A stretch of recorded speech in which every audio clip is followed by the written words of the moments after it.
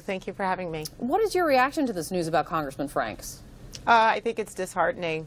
I mean, as we hear about all of these situations, you know, every single one is different. I hope that people are given the ability to have due process. But, you know, there's a culture that has to change, not just in Washington, but everywhere. I mean, we can talk about these different situations, but we have got to start getting comfortable having uncomfortable conversations in the workplace and at home and talking about what's appropriate and what's inappropriate and stop this behavior from happening. There's just way too much, and it's a culture that's been going on for way too long. Do you think he made the right choice? I think that anyone who feels like they've done something wrong should voluntarily resign. I really do. And I think that members of Congress should hold themselves to a higher standard. You know, it's one thing. We're out there. We're talking about policy. We're talking about what's good for America. And I think that we need to be examples of appropriate behavior at the very least. I mean, to me, that's a very low bar. So as far as I'm concerned, if anybody feels like they've done something wrong, they should voluntarily resign instead of waiting for a situation to come up where it would potentially hurt the institution and the people's house. Well, and that actually raises some important questions about some other members of Congress in your party, Republicans like Blake Ferenthold, a Republican from Texas. He settled a sexual harassment allegations with $84,000 of taxpayer allegations by a former staffer. $84,000 was paid out with taxpayer money for that. The Health Ethics Committee announced tonight that they are investigating him too. I mean, I've heard basically no calls for him to resign. Should he?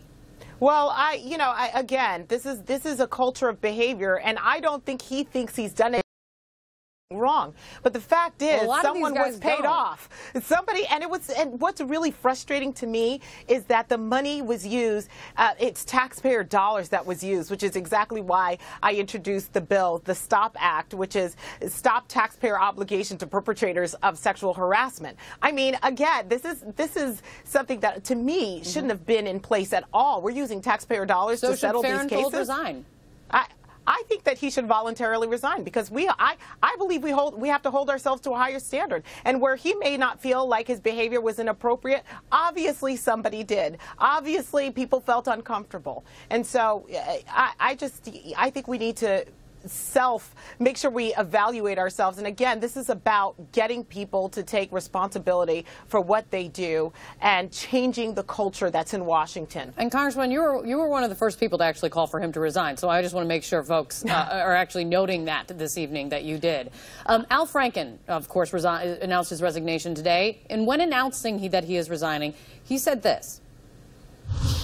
There is some irony in the fact that I am leaving while a man who has bragged on tape about his history of sexual assault sits in the Oval Office, and a man who has repeatedly preyed on young girls campaigns for the Senate with the full support of his party.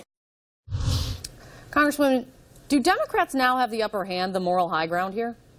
Oh, I don't know about that. I mean, this is certainly going to be, again, all of these situations are so incredibly different, and we're not going to be able to analyze, litigate, judge, and sentence in a 7-minute segment on a Thursday show. I know, but I heard you also say that exact same line to Chris Wallace about a Sunday show. So at this moment in time, do Democrats have a moral high ground? Al Franken said that he denies a lot of the allegations against him. He's out. John Conyers, he's out. Blake Ferenthold, though you call for him to resign, he's in. And Roy Moore may win and join the Senate.